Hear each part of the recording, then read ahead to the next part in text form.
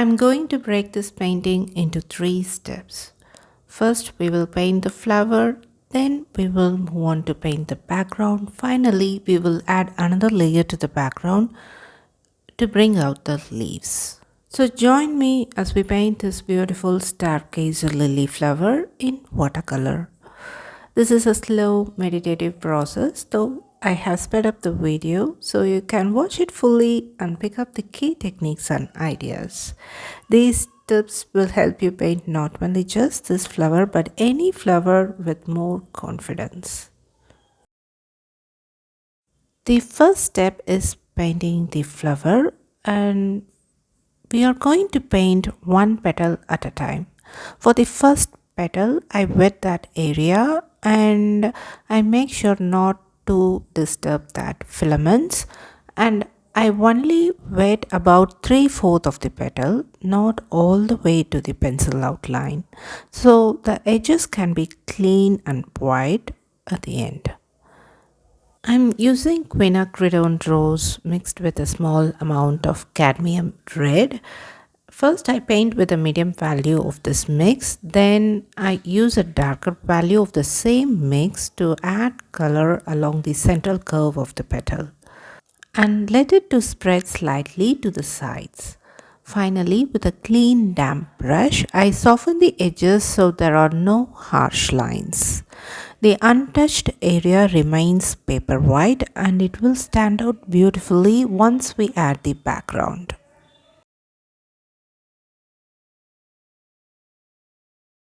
Next, I paint the filaments with a light value of gamboge yellow.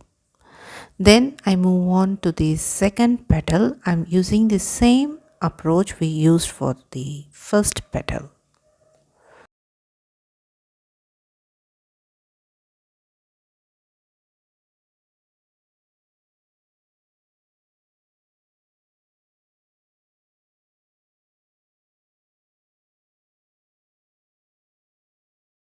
For the third petal, it is slightly folded, so I begin with the inner section that is visible using the same wet on wet technique.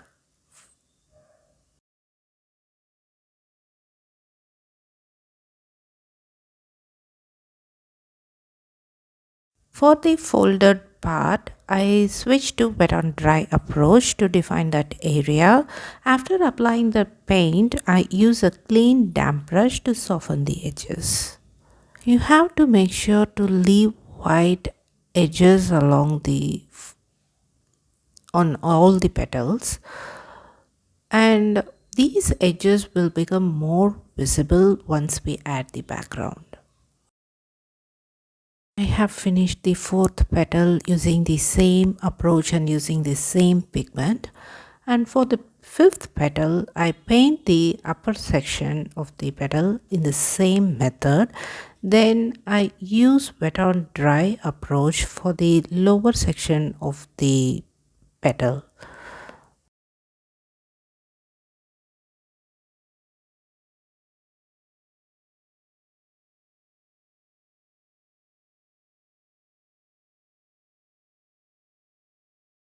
For the sixth petal, I use the same wet on wet technique and use the same pigment.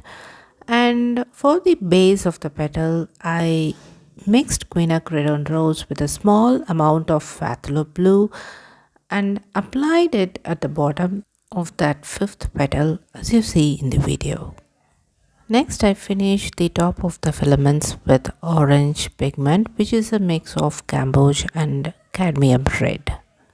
Next, I move on to paint the buds. For the first bud, I use a very light value of quinacridone rose and sap green.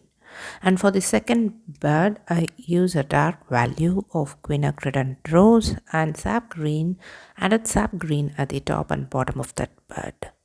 Then I allowed the paper to dry completely. The second step is painting the background, and things gets more interesting as we start building the background. I'm wetting the entire background area including the stems so everything flows together.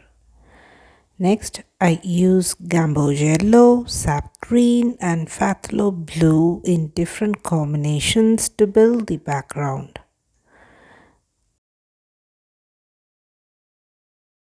While painting this background, I'm planning to add more yellow to the green mix while painting at the bottom of this uh, background, and while moving upward I'm planning to add more blue, phthalo blue to the green mix.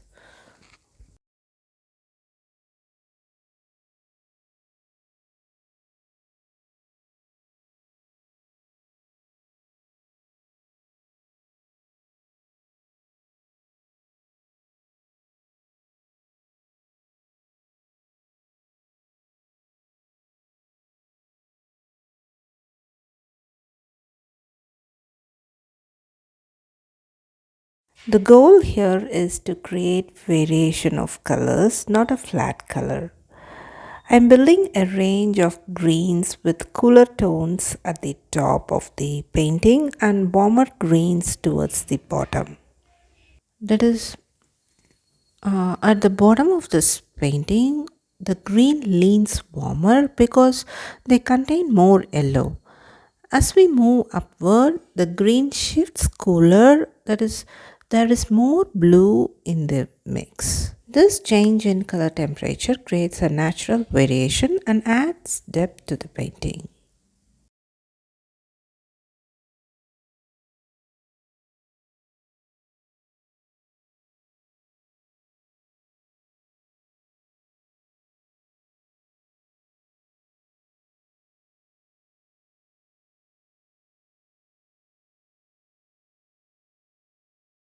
Next, while the background is still wet, I apply a darker value of phthalo blue around the stem so they stand out more clearly.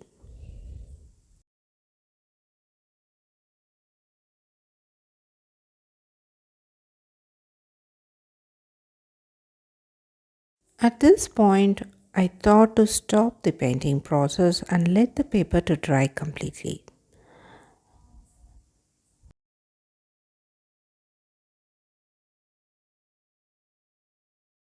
Next, we are moving to the third step. That is, we are going to bring out the leaves using negative painting technique. For that, first I lightly sketch where I want the leaves.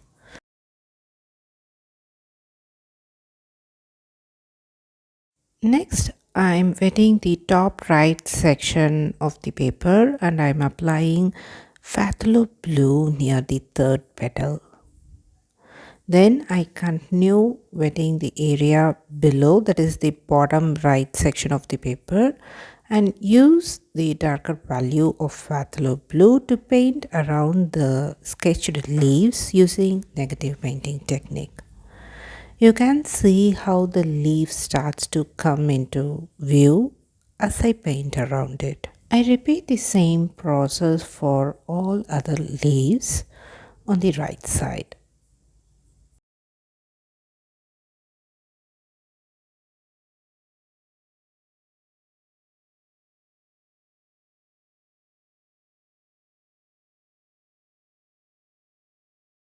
Now I wet the bottom left section of the paper and I continue the same way, that is I'm bringing another leaf into view through negative painting technique. We have reached the end of this painting process. I hope you enjoyed watching it and found it helpful. See you in another video. Until then, take care and bye bye from Prema.